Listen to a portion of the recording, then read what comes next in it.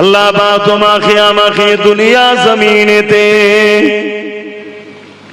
আশরাফুল মখলুকাত করে পাঠিয়েছে, জীব জন্তু পশু পাখি করে পাঠাইনি, আশরাফুল মখলুকাত করে পাঠিয়েছে তোমার আমার জন্য। আল্লাহ কোরআনের মধ্যে জানিয়ে দিয়েছে দুইটা কাজ আল্লাহ দিয়েছে, এই দুই কাজ যদি তুমি আমি করতে পারি তবে আল্লাহ পাক তোমার আমার জন্য চির শান্তির মেহমানখানা জান্নাত দেবে। হ্যাঁ, নামাজ পড়তে হবে, হ্যাঁ একবার রোজা রাখতে হবে, হ্যাঁ জীবনে একবার হজ করতে হবে। কাজ তো বেশি কিছুই নাই, জীবনে একবার, তাও আবার যদি মালদার হয় তার জন্য আল্লাহ হজকে ফরজ করেছে। বছরে একটি বার এক বেলা এক মন করে রোজা রাখার হুকুম আল্লাহ দিয়েছে, সেটাও তোমার আমার সুস্বাস্থ্যের জন্য। আর দৈনিক 5 বার 10 মিনিটও সময় লাগে না, আল্লাহ পাক নামাজ পড়ার জন্য তোমাকে আমাকে কাজ দিয়েছে। এছাড়া কি আর কোন কাজ তোমার আমার নাই? হ্যাঁ রয়েছে, কি কাজ? ওই কাজটা দেখাবেন বলি তো আল্লাহ তোমার আমার জন্য গাইড বুক হিসাবে কোরআন শরীফকে পাঠিয়েছে, আর মুহাম্মদ রাসূলুল্লাহকে ওই কোরআনের বাস্তব করেছে। আম্মা জান হযরত আয়েশা সিদ্দিকা রাদিয়াল্লাহু তাআলা আনহা বলেন, কানা খুলুকুল্লাহুল কোরআন, আমার নবী পাকের লাইফ স্টাইলটাই হলো কোরআন।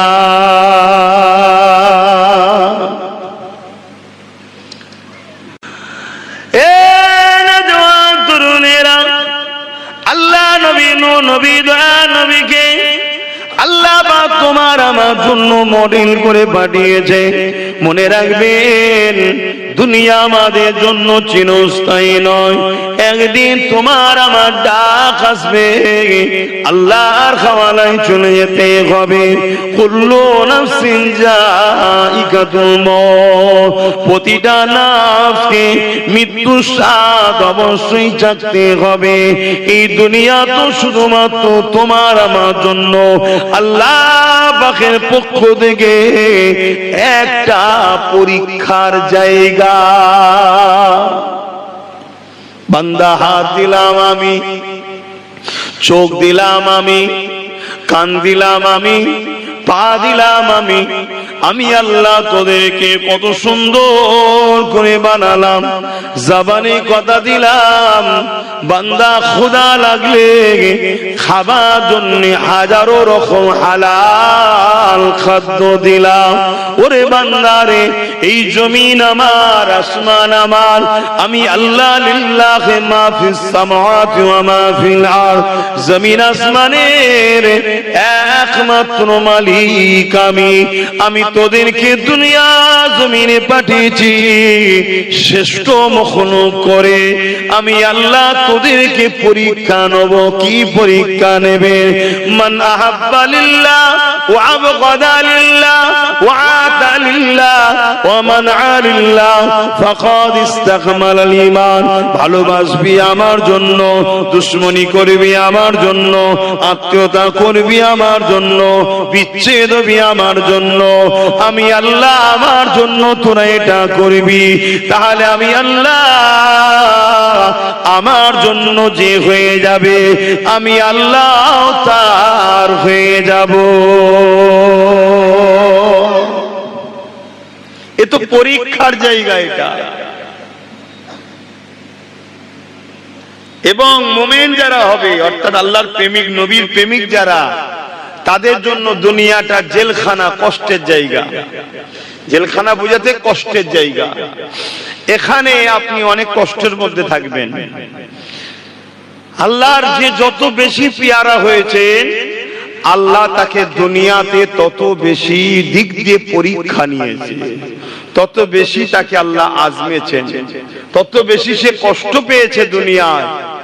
এবং আখিরাত তার জন্য কল্যাণ ও শান্তির হয়েছে। শুনছেন তো আপনারা? তা আজকে তাম পৃথিবী জুড়ে আজ আমরা দেখছি সেই ইসলাম ও মুসলমানদের উপরে বারবার চক্রান্ত, বারবার হামলা। আজকে আবার সেই চক্রান্ত, সেই হামলা হচ্ছে। এটা কোনো নতুন নয়, এটা যুগে যুগে হয়েছে। কিন্তু সেদিন হামলাকারীরা হামলা করতে করতে হাঁপিয়ে গিয়ে তারা মরে জাহান্নামের কুত্তা হয়েছে। আলহামদুলিল্লাহ, ইমানদাররা জান দিয়ে দিয়ে হাসতে হাসতে জান্নাত চলে গেছে। জোরে বলুন সুবহানাল্লাহ। কিন্তু ইসলামকে কখনো কেউ মিটাতে পারেনি, আর পারবেও না।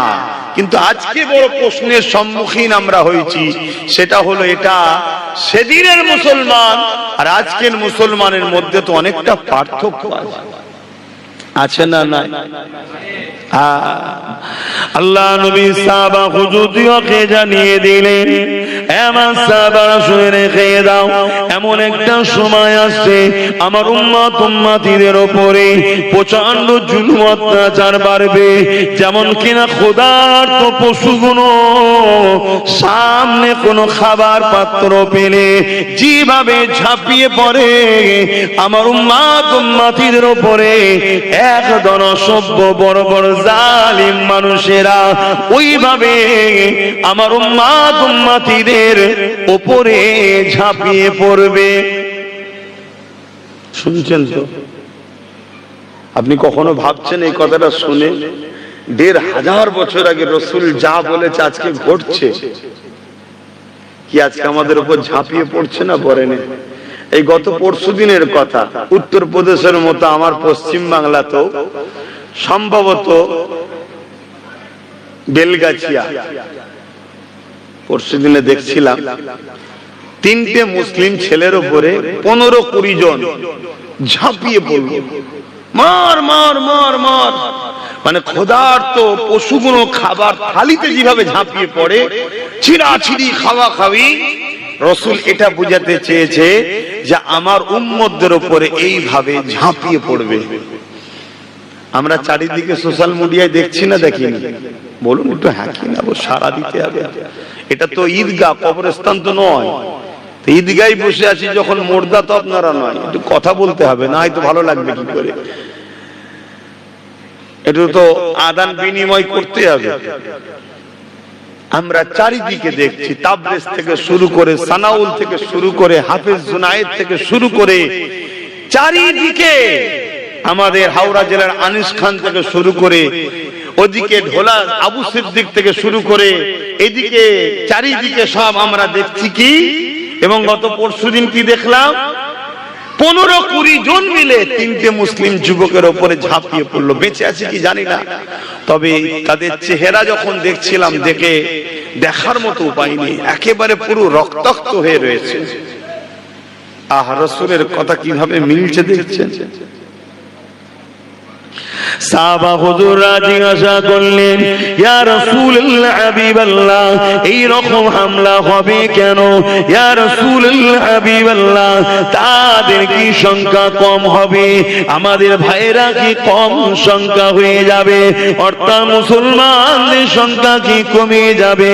আল্লাহ নবী বললেন, না বাবা সাহাবারা, সংখ্যা কমের জন্য নয়, কেননা কোনো দিনের জন্য আমরা সংখ্যাকে মাইনে রাখিনি। আমরা যখনই জিতেছি প্রত্যেকবারে আমাদের সংখ্যা কিন্তু কম ছিল। বদরের জমিনে আমরা জিতেছি, আমাদের সংখ্যা কম ছিল। উহুদের ময়দানেও জিতেছি, সংখ্যা কম ছিল। খাইবারের জমিনেও জিতেছি, সংখ্যা কম ছিল। রোমের বিরুদ্ধে মোতার একটা যুদ্ধ হয়েছিল, রোমানরা ছিল 2 লক্ষ, আমরা ছিলাম মাত্র 3000।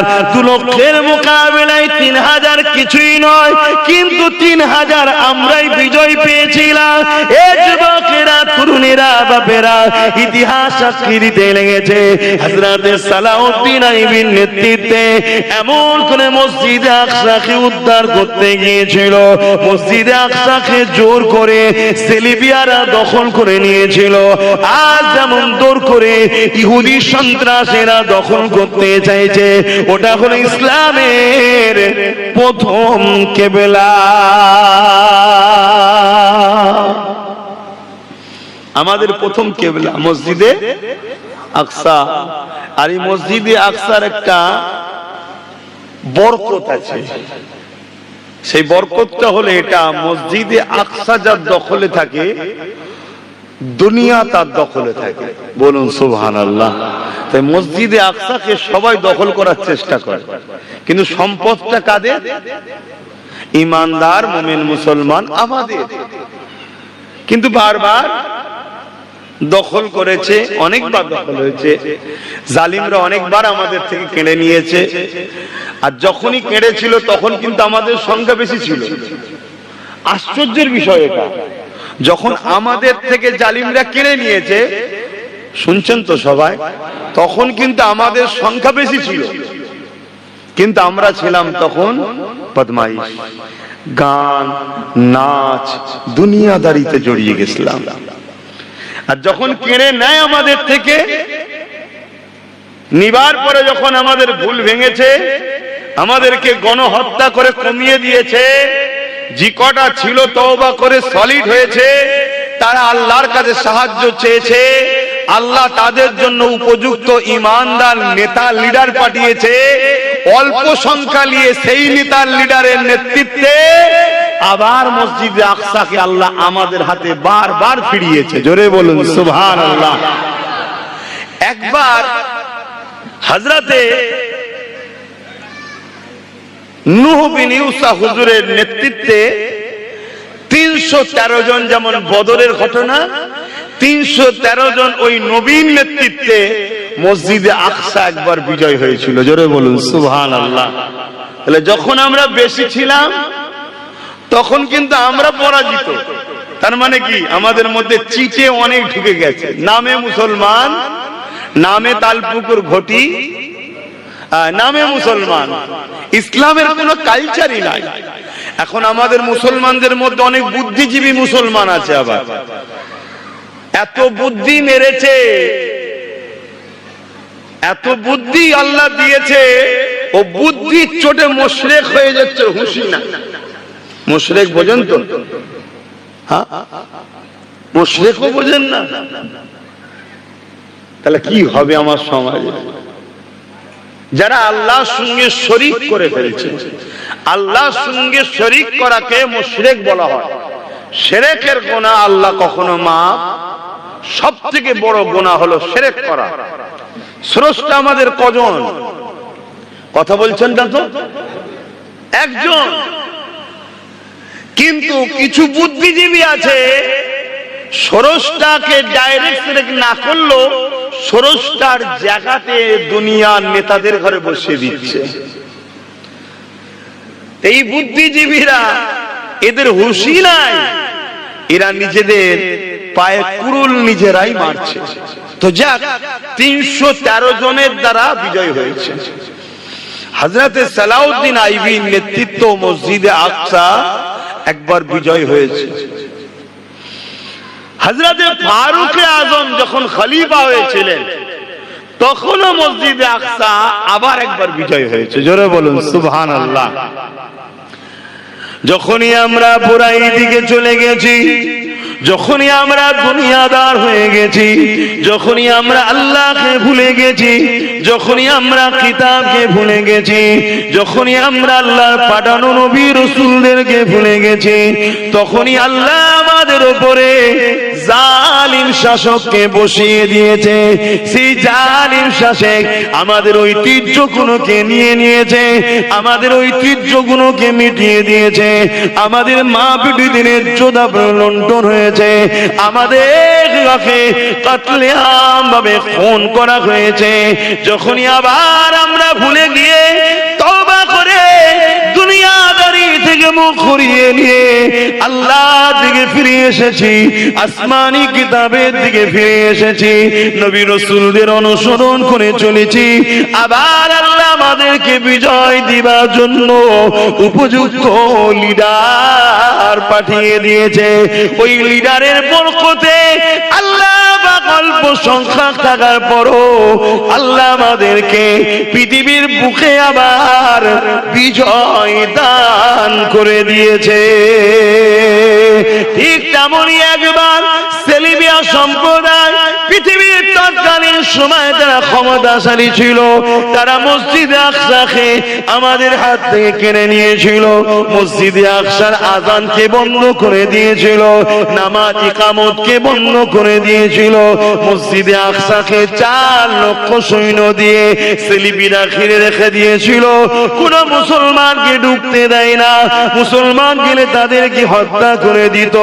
এই জুলুম অত্যাচার তারা করেছিল। আল্লাহ পাকের একটা দিবানা, নবী পাকের একজন আশিক, তিনার নাম হলো সালাউদ্দিন আইবি।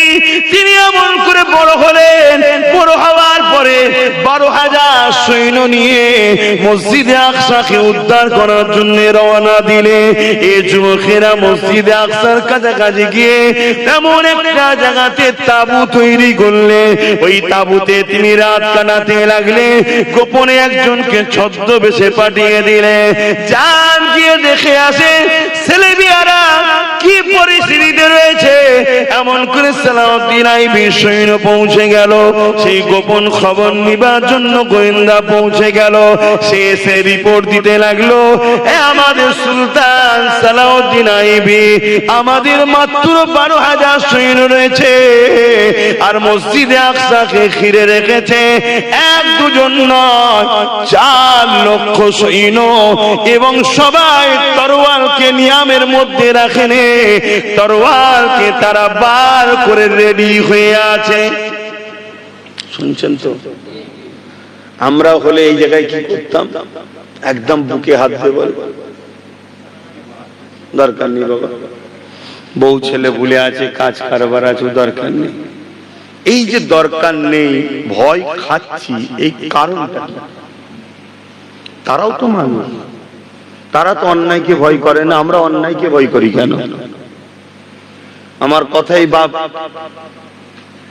বেজার হলে হবে, দিনটাকে তো জানতে হবে নাকি? কেন আল্লাহ নবী বলেছেন আখরি জামানায় মসজিদ ভর্তি লোক থাকবে, মসজিদ ভর্তি লোক থাকবে। মসজিদে লোক থাকে কি করতে? নামাজ পড়তে। মসজিদ ভর্তি নামাজি থাকবে, লোক থাকবে, একটাও ইমানদার থাকবে না। বেঈমানের নামাজ পড়ে লাভ আছে? একটু হ্যাঁ কি না বলেন না। তাহলে রাসূল বললেন আখরি জামানায় মসজিদ ভর্তি লোক থাকবে, একটাও ইমানদার কেন? বুঝতে হবে তো। অপর হাদিসে রাসূল বললেন অন্যায় দেখলে হাত দিয়ে রোকো। মন দিয়ে শুনবেন, অন্যায় দেখলে হাত দিয়ে রোকো। যদি হাত দিয়ে রুখতে না পারো, অন্যায়কে মুখ দিয়ে প্রতিবাদ করো, অন্যায়ের বিরুদ্ধে মুখ খরচ করো, মুখ দিয়ে প্রতিবাদ করো। যদি মুখ দিয়েও প্রতিবাদ করতে না পারো, অন্যায়কে ঘৃণা করো। যদি এই তিনটের মধ্যে কোনোটা না থাকে, তার মধ্যে ঈমান। জোরে বলুন। এই যে কেন্দ্র সরকার একটা আইন তৈরি করেছে, নিশ্চয় আপনারা জানেন, ওয়াকফ কালা কানুন, তাই তো নাকি? 2025 ওয়াকফ সংশোধনীয় আইন তৈরি করেছে। আচ্ছা, এই আইনটার আপনারা পক্ষে না বিরুদ্ধে? এই আইনটা যে করেছে কেন্দ্র সরকার, আপনারা পক্ষে না বিরুদ্ধে? কেন বিরুদ্ধে? আর একটু বলতে হবে তো কথা, কেন বিরুদ্ধে? মোল্লারা বলেছে বিরোধী করতে, তাই তো বিরুদ্ধে নাকি?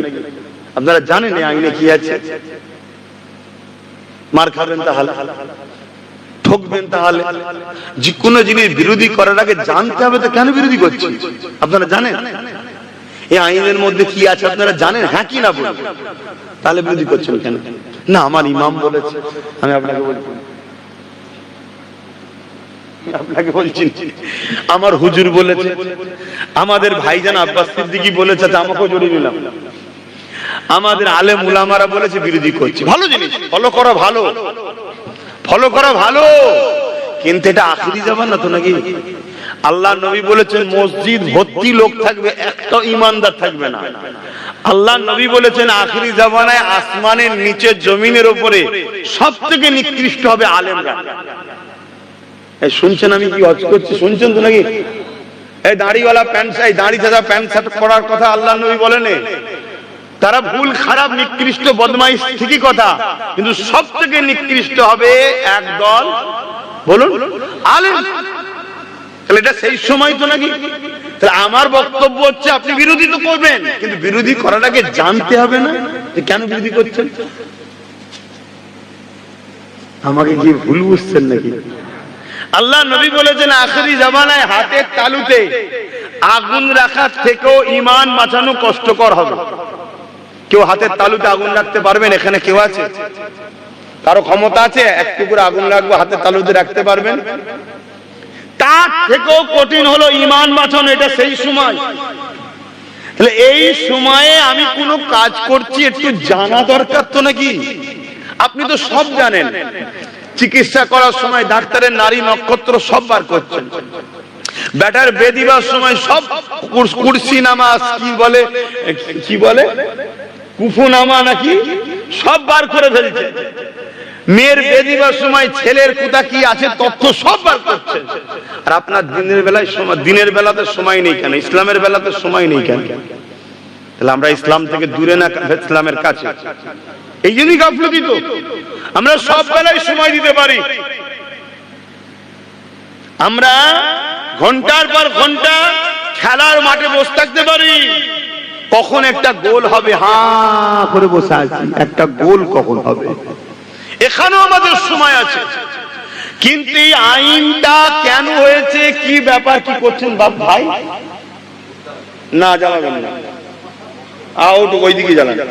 ওইখানে তো শুরু করেন, যাও যাও ওইদিকে। আমার ধোঁয়াতে অ্যালার্জি আছে, আমার হাওয়া ঠিক আছে, খুব সুন্দর হাওয়া চলছে, খুব ভালো জায়গা। ওইদিকে দেন, ধোঁয়া ওইদিকে যান।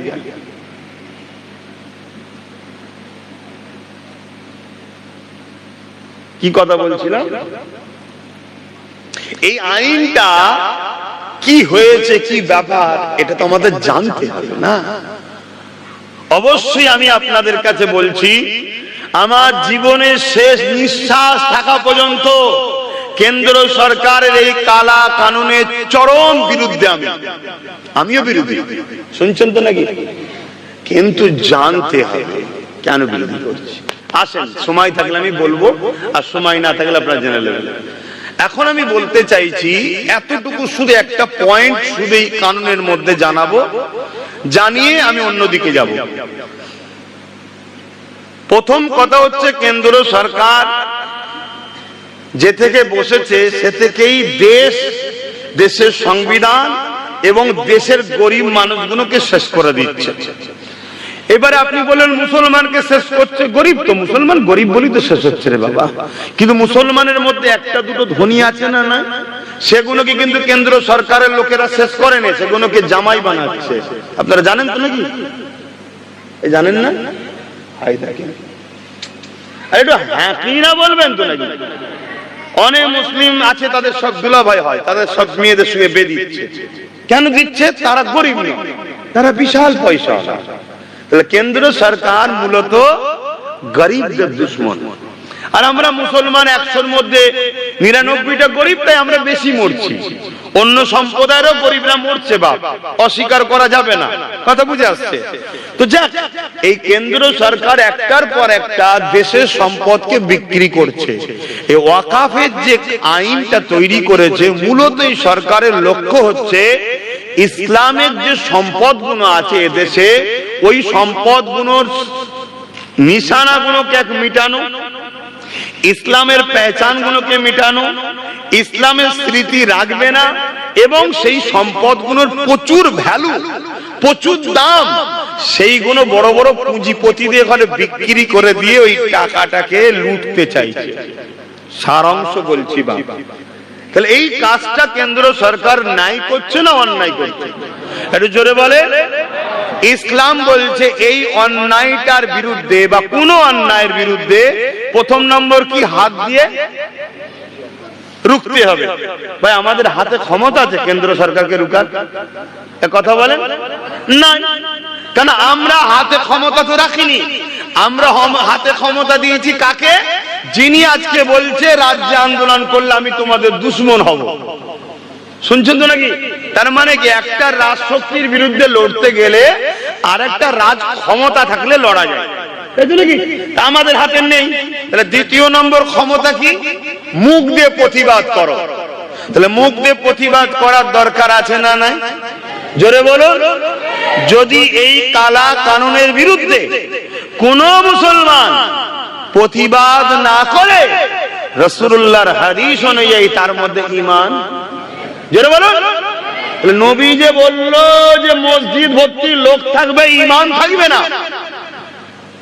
কারণগুলো বুঝে আসছে। আমি নামাজ পড়ছি তো, আমি তো রোজা রাখছি, আমি তো হজ করছি, আমার সাধারণ মানুষ, আমি খেটে খুঁটে খাই, আমার কি দরকার ওই কেন্দ্র সরকারের বিরোধী করার? এই মেন্টালিটি লাখো কোটি মুসলমানের আছে না নাই? রাসূলুল্লাহর হাদিস অনুযায়ী মসজিদে যে ঈমানদার থাকবে না, কারণটা মাথায় ঢুকছে কেন? অন্যায়ের প্রতিবাদ যদি না করা হয়, ঈমান থাকবে না। আমি গল্প বলছি না আপনাদের পারে, হুজুরের হাদিস বলছি। এবারে কেউ বলতে পারে আমার তো প্রতিবাদ করার ক্ষমতাও নয়। প্রতিবাদ যদি করার ক্ষমতা না থাকে, এই আইনকে যদি তুমি ঘৃণা করো, তাহলে যে প্রতিবাদ করবে তার হাত দেওয়ার দরকার আছে না? না, সেখানেও তোমার সময় নেই। তাহলে হুজুরের কথা অনুযায়ী অন্যায়ের বিরোধী না করলে ঈমান, একটু আওয়াজ দিয়ে বলবেন, থাকবে না। তাহলে আমরা দাড়ি থাকবে, টুপি থাকবে, বড় মুফতি, বড় মৌলানা, বড় হুজুর, বড় বক্তা, বড় নামাজি, বড় রোজাদার, বড় হাজি, বড় দাতা, কিন্তু অন্যায়ের বিরোধী না করার জন্য সে বেঈমান হচ্ছে, সে নিজেও জানে না। এ কথা মাথায় ঢুকছে? তাই আজকে সজাগ করছি, সজাগ করছি। এটা যেমন অন্যায়। দ্বিতীয় নম্বর কথা, এই কালা কানুনকে আপনি প্রতিবাদ করবেন, প্রতিবাদ করতে গেলে রাজ্য সরকার আপনার বিরুদ্ধে হয়ে যাচ্ছে, এ হচ্ছে না? তাহলে রাজ্য সরকার এই কালা কানুনের পক্ষে না বিরুদ্ধে? একটু বলবেন না ভাই? হক কথা বলতে হবে। হক কথা না বললে কিয়ামত দিন বুবা শয়তান করে আল্লাহ তুলবে। কথা বলো। রাজ্য সরকার, কেন্দ্র সরকারের এই কালা কানুনের পক্ষে না বিপক্ষে? যদি বিপক্ষে হতো তাহলে স্বাভাবিক তিনিও আন্দোলন করতেন আর বলতেন আন্দোলন করো, আমি তোমাদের সাথে আছি, তাই তো নাকি? উপরন্তু তিনি কি বলছেন? তোমরা যদি আন্দোলন করো, গুলোগুলি করো, তাহলে সব থেকে বেশি দুশ্মন হব আমি তার। তাহলে এই জালিম অত্যাচারী সরকারেরও এই কথাটার বিরোধী করার দরকার আছে না? না, এরও যদি বিরোধী না করা হয় তাহলে ঈমান। কথা বলতে হবে বাপ, কথা বলতে হবে। তো সরকার 15 বছর, 20 বছর, 30 বছর, তোমার জিন্দেগি 40, 50, 60 বছর, তারপরে মরতে সব বেটাকে হবে, আমাকেও হবে, তোমাকেও হবে। ইসলাম কাকে বলে বুঝতে পারছেন এবারে? দাড়ি থাকবে হাজারো, নামাজি থাকবে হাজারো, টুপিদার থাকবে হাজারো, মসজিদ থাকবে হাজারো, মসজিদ ভর্তি লোক থাকবে হাজারো, রাসূল বললেন একটাও ঈমানদার থাকবে না। কারণটা কি খুঁজতে হবে না? দেখো, আল্লাহ নবী বললেন কিয়ামতের দিনে দুই শ্রেণীর লোক জাহান্নামে যাবে। নাম্বার 1 হলো আল্লাহ পাকের নাফরমান, অন্যায়কারী, গুনাহকারী, বদমাইশ যারা, তারা যাবে জাহান্নামে। এটা তো আমরা সবাই জানি। আর এক শ্রেণীর লোক জাহান্নামে যাবে। তারা কারা? যারা অন্যায়ের প্রতিবাদ করে না, অন্যায়ের সঙ্গে উঠা বসা করে, অন্যায় বিরোধী করে না, অন্যায়কে সাপোর্ট করে, চুরি করে না ঠিকই, চোরকে সাপোর্ট করে। এ যুবকেরা, তরুণীরা, বাপেরা, অন্যায় করে না ঠিকই, অন্যায়কারীর সঙ্গে উঠা বসা করে। আল্লাহ নবী জানিয়ে দিলেন এই শ্রেণীটাও জাহান্নামে যাবে। কারণ অন্যায় করা যেমন পাপ, অন্যায়কারী বিরোধী না করাটাও পাপ। আল্লাহ কোরআনের মধ্যে আগে যে আয়াতটা বললাম, আমাদেরকে কাজ দিয়েছে দুটো, অন্যায়কে মিটাও, ন্যায়কে প্রতিষ্ঠিত করো। তাহলে কেন্দ্র সরকার সরকার যেমন মসজিদ মাদ্রাসা দুশমন, কবরস্থান ঈদগাহ দুশমন, কালা কানুন তৈরি করে মসজিদ মাদ্রাসা কবরস্থানকে মিটাতে চাইছে, সমানভাবে রাজ্য সরকারও ওই কালা কানুনের বিরুদ্ধে কেউ না আন্দোলন করে। কেন আন্দোলন করলে প্রভাবটা সুপ্রিম কোর্টে পড়বে, জজ সাহেব বলে দিতে পারে এই আইনটা বাতিল হয়ে গেল, এই আন্দোলন করতে দিও না। কেন বাংলাতে আছে 40% মুসলমান এবং বাংলার আন্দোলন দিল্লিতে প্রভাব পড়ে, কেননা ভারতবর্ষের মধ্যে বাংলা হলো কোহিনূর, এখান থেকে সব থেকে বেশি সমস্ত দিক দিয়ে মানুষের উন্নতির বিকাশ ঘটে। তাই তো ভিন্ন রাজ্য থেকে আমার রাজ্যে 2 কোটি লোক কাজ করতে এসেছে, আর আমার রাজ্য থেকে মাত্র 22 লক্ষ গেছে, কেননা এই রাজ্যে ইনকাম বেশি আছে। এখানে যদি আন্দোলন বাড়ে লোকের রুজি রুটি কাজ কারবারে অসুবিধা হতে পারে, তাই সুপ্রিম কোর্টের প্রভাব পড়বে, জজ সাহেব বলবে আইন বাতিল হয়ে গেল। তাই কোনদিন আইনটা বাতিল হোক কেন্দ্র সরকারও চাইছে না, রাজ্য সরকারও চাইছে না। তার মানে দাঁড়ালো কেন্দ্র সরকার যেমন মসজিদ মাদ্রাসা কবরস্থান ইসলামের দুশমন, এই রাজ্য সরকারও কবরস্থান মসজিদ মাদ্রাসা ইসলামের চরম দুশমন। এই প্রমাণটা আপনাদের কাছে দেওয়া আমার ইমানি দায়িত্ব আছে না না? এবারে আপনাদের বিষয়, আমার ডিউটি শেষ, কেন আমার হাতে ক্ষমতা নেই। আমি কি কোনো রাজ পাওয়ার আছে নাকি আমার হাতে? আমার হাতে নেই। তাহলে দ্বিতীয় অপশনটা প্রতিবাদ করা। আল্লাহ আমাকে আলেম করেছে, নবী বংশের আওলাদ করেছে, দাদা পীরের খুন দিয়েছে, এত সম্মান দিয়েছে, আমার দায়িত্ব হক কথাটা বলে দিবা। কি বলে দিলাম?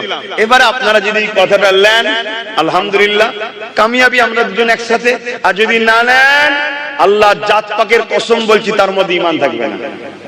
কেন? এটা মসজিদ মাদ্রাসা কবরস্থানের লড়াই, ইসলামের মূল খাঁচার লড়াই। এটা শুনছেন তো নাকি? খুব সাবধান হন। আর আজকে আমরা মার খাবো কেন? আমরা মার খাচ্ছি হচ্ছে লোভের কারণে। লোভ লোভ। বিহারে একজন সরকার আছে নীতিশ নাম। আচ্ছা, এই যে দেশের কথা বলছি, এতে কারো আপত্তি হচ্ছে নাকি? না, এটাও একটু জেনে রাখা দরকার। দেশকে ভালোবাসা, রাজনীতি ও রাষ্ট্রনীতির কথা বলা, এটা হলো হুজুর পাক সাল্লাল্লাহু আলাইহি ওয়াসাল্লামের ইসলামের একটা পাঠ। জোরে বলুন সুবহানাল্লাহ। যেমন স্কুলে গেলে বাংলা আছে, ইংলিশ আছে, অঙ্ক আছে, ভূগোল আছে, জীববিদ্যা আছে, তো ইসলামে নামাজ আছে, রোজা আছে, দাড়ি আছে, টুপি আছে, ধর্মনীতি, সমাজনীতি, অর্থনীতি, রাজনীতি, রাষ্ট্রনীতি, পরিবার নীতি। এই ইসলামের পাঠ হলো একটা রাজনীতি, রাষ্ট্রনীতি। শুনছেন তো নাকি? যে রাজনীতি মতকে প্রজেক্ট করে, যে রাজনীতি ধর্ষণকে প্রজেক্ট করে, যে রাজনীতি নারী দেহ ব্যবসার প্রজেক্ট করে, ওই রাজনীতিকে সাপোর্ট করা ইসলামে হারাম। তাহলে আমরা বলুন হারামের সাথে জড়িয়ে গেছি না যাইনি? তাহলে মার আমরা খাবার উপযুক্ত হয়েছি তো নাকি? আল্লাহ পাক তাই মারছে। ইতিহাস এটাই বলছে, যুগে যুগে যুগে যখন আমরা সংখ্যা বেশি ছিলাম তখন আমরা মার খেয়েছিলাম, কেননা আমরা তখন লুবি ছিলাম, আমরা তখন দুনিয়াদার ছিলাম, আমরা তখন জালিম শাসকদের সঙ্গে পা চেটে বেরিয়েছিলাম, আমরা দালালি করেছিলাম, অন্যায়ের সঙ্গে কাঁধে কাঁধ মিলিয়ে চলেছিলাম। কিন্তু আমার আল্লাহ পাকের শাস্তি সিস্টেমটা আলাদা। সূরা বাকারার মধ্যে আল্লাহ জানিয়ে দিল, তোমরা আমার হাবিবু আমাকে ছেড়ে দিয়ে যাদের পিছনে ঘুরবে, যাদের দলদাস হয়ে যাবে, যাদের তোষামতি করবে, আমি আল্লাহ তাদের হাতে তোমাদেরকে শাস্তি দেব। এ যুবকেরা, তরুণীরা, বাপেরা, এই যুগে যুগে আল্লাহ ওই সকল মুসলমান যারা দুনিয়াদার হয়ে গিয়েছিল, জালিমদের গা ঘেঁষেছিল, অত্যাচারদের সঙ্গে গা তাল মিলিয়ে চলেছিল, আমার আল্লাহ সেই জালিম শাসকদের দ্বারা ওই সকল মুনাফিক মুসলমানদেরকে মিটিয়েছে।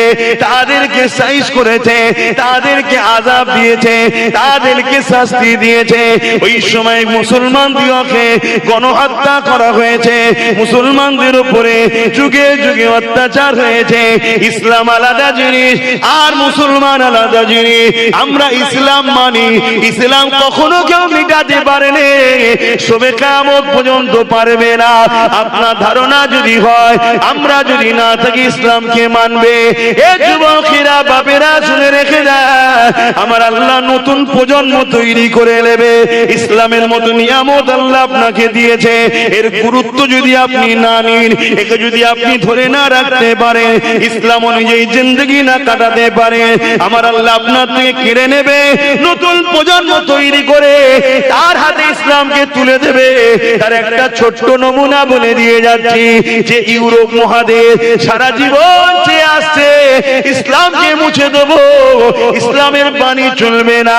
এমনকি আমেরিকাতে মুসলমানের ভিসা বন্ধ হয়ে গিয়েছিল, আমেরিকায় মুসলমানকে আসতে দেব না, আমেরিকাতে মুসলমানকে রাখবো না। আমার আল্লাহ তিনি শাইউন কাদির।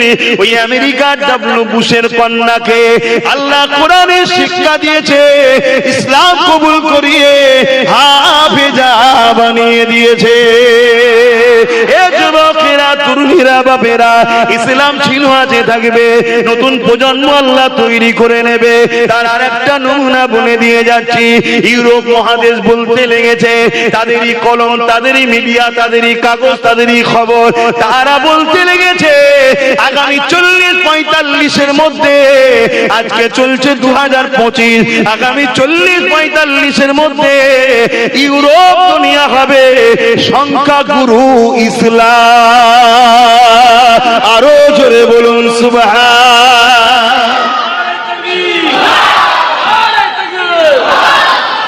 সেখানে কারা মারছে ভাই? সেখানে তো মুসলমানই কম, সেখানে শাসক মুসলিম বিদ্বেষী, সেখানে প্রশাসক মুসলিম বিদ্বেষী, সব তারা। আমাদের তো কিছুই নেই, তারপরও ইসলাম বাড়ছে কেন? আল্লাহ তার দ্বীনের জন্য তিনি যথেষ্ট। তাদের ঘরের যুবক যুবতীরা ইসলামের নিয়ে রিসার্চ করছে, হযরত মুহাম্মদ রাসূলকে নিয়ে রিসার্চ করছে, তারা পড়ছে, পড়ে দেখছে আরে ইসলামের বিরোধীরাই মূলত সন্ত্রাস, তাই দলে দলে তারা ইসলাম কবুল করছে। জোরে বলুন সুবহানাল্লাহ। মনে রাখবেন, আতর যত লাড়া হয় তত খুশবু মানুষের নাকে পৌঁছায়। ইসলাম এমন একটা খুশবু, নবী এমন একটা জ্যোতি, এমন একটা আলো, যত আমার রাসূলের পিছনে লেগেছে, যত ইসলামের বিরুদ্ধে লেগেছে, যেখানে যেখানে লেগেছে সেখানে সেখানে ইসলামের বাতি তত বেশি জ্বলেছে। জোরে বলুন সুবহানাল্লাহ। আজ আমার ভারতবর্ষ জুড়ে টিভি থেকে শুরু করে বিভিন্ন জায়গায় আল্লাহ নিয়ে, রাসূল নিয়ে, ইসলাম নিয়ে, কালেমা নিয়ে নানা রকম সমস্যা হচ্ছে, নানা রকম ভাবে চলছে। এখানেও দেখুন শাসক কিন্তু ইসলাম বিরোধী, এমনকি সব দপ্তরেই বসে আছে দেখুন ইসলামের বিরুদ্ধে। তারপরও আমি আপনাকে বলে যাচ্ছি, এখানে আমরা তো কাউকে জোর করে কিছু করছি না, আমাদের উপরেই জুলুম হচ্ছে। আমি আপনাকে চ্যালেঞ্জ দিয়ে যাচ্ছি, ইসলাম ছিল, আছে, থাকবে, কিন্তু তোমার আমার ইমানের দুর্বলতার জন্য, তোমার আমার লোভ লালসার জন্য, তোমার আমার অত্যাচারী শাসকের পা চাটার জন্য, তোমার আমার অত্যাচারী শাসকদের গুণ গাওয়ার জন্য আল্লাহ তাদের হাতে তোমাকে আমাকে মিটাবে। কিন্তু ইসলামের জন্য এই ভারতবর্ষ থেকে আল্লাহ নতুন প্রজন্ম তৈরি করে দেবে। জোরে বলুন সুবহানাল্লাহ। তার একটা ছোট্ট নমুনা বলে যাচ্ছে, এ বাপ জানেরা, এরপরও বলে যাচ্ছি, ভুল মানুষ মাত্রই হতে পারে, তওবা করে নাও, পরিবর্তন হয়ে যাও, আল্লাহর কাছে সিজদায় পড়ে গিয়ে চোখের পানি ফেলে কাঁদো, আল্লাহকে বলো আল্লাহ অন্যায় করে ফেলেছি, আল্লাহ আল্লাহ ভুল করে ফেলেছি, আল্লাহ ক্ষমা আমাকে করে দিন, আল্লাহ আর কোন জালিমের জুলুমকে সহ্য করব না, কোন জালিমের তাবুদি শক্তির দালালি করব না, কোন অন্যায়ের কাজে মাথা নত করব না। মনে রাখবেন আমার আল্লাহ পাক বড় দয়ালু, তওবাকারীকে মাফ করে দেয়। সংখ্যার দিকে তাকাবেন না, অস্ত্রের দিকে তাকাবেন না, বোম বন্দুকের দিকে তাকাবেন না, কারণ আমরা যখনই বিজয় হয়েছে সংখ্যা দিয়ে বিজয় হইনি, বোম বন্দুক আমাদের ছিল না, জালিমদেরই ছিল। আমরা যতবার বিজয় হয়েছি একটা পাওয়ার দিয়ে বিজয় হয়েছি, ওই পাওয়ারটা হলো সিনার পাওয়ার, অর্থাৎ ইমানি শক্তি। অর্থাৎ এই সিনার মধ্যে ভয় শুধু আল্লাহ থাকবে, আর এই সিনার মধ্যে আল্লাহ নবীর প্রেম ও আদব থাকবে। অর্থাৎ আমাদের নেতা একজন মুহাম্মদ রাসূলুল্লাহ। আমাদের উঠতে বসতে চলতে ফিরতে কারবার ব্যবসা বাণিজ্য সমাজনীতি অর্থনীতি রাজনীতি রাষ্ট্রনীতি সব ক্ষেত্রে মুহাম্মদ রাসূলকে ফলো করতে হবে, অন্য কাউকে নয়। ইসলামিক রাষ্ট্রে কিভাবে জীবন যাপন করবে ওটাও আমার নবী শিখিয়েছে। সর্বধর্মের মানুষ যেখানে বসবাস করে ওখানে কিভাবে জীবন যাপন করবে ওটাও আমার নবী শিখিয়েছে। আমার নবীকে মডেল হিসাবে মেনে নিয়ে আমার নবীকে ফলো করো। আল্লাহ কোরআনে তো এটাই জানিয়েছে, মাতা খমর রসুল ফাখুযুহু ওয়া মা নাহাকুম আনহু ফান্তাহু।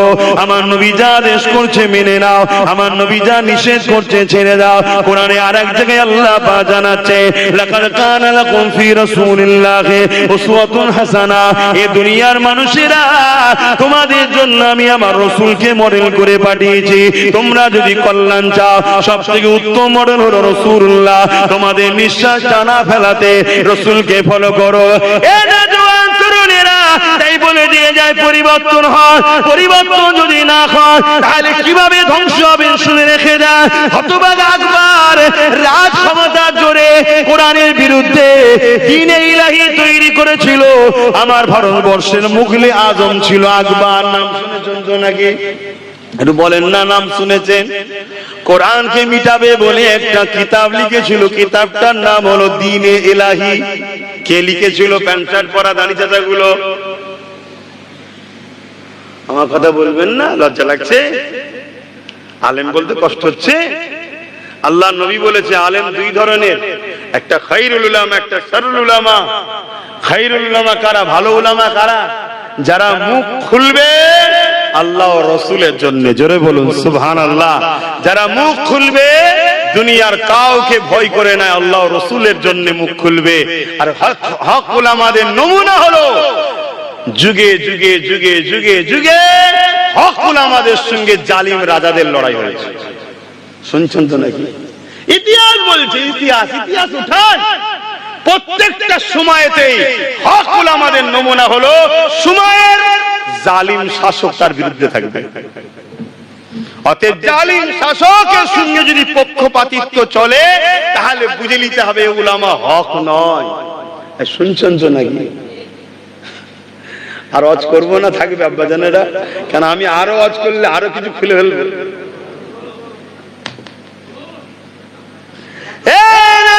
তরুণেরা বাবেরা, এ নবী পাকের প্রেমিকেরা, হতভাগা আকবর রাজ ক্ষমতা জোরে অর্থ দিল।